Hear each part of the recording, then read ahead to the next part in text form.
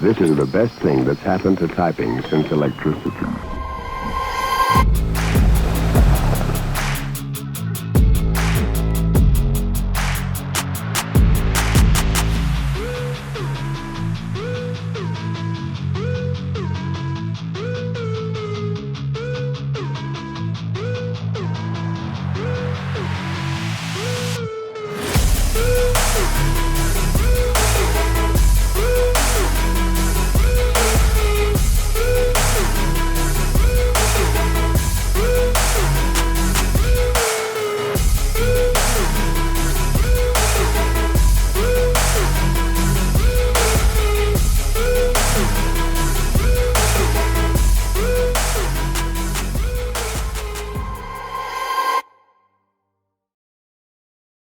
This is the Zoom TKL EE by Meletrix, a budget contender TKL rivaling the likes of the Tiger 80 and more for as low as $179 USD.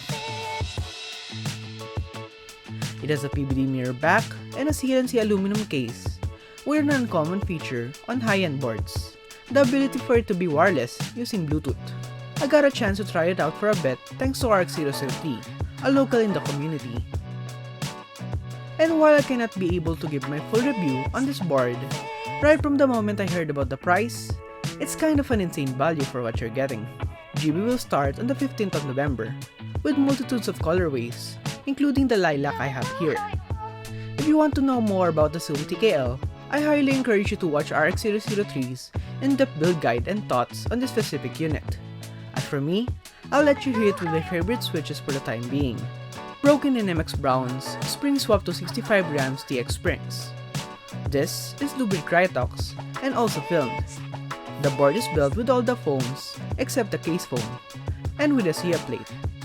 And if Meletrix is watching this video, I'd love to review the R2. Once again, I'm Johan J. Benraba and enjoy the rest of the video.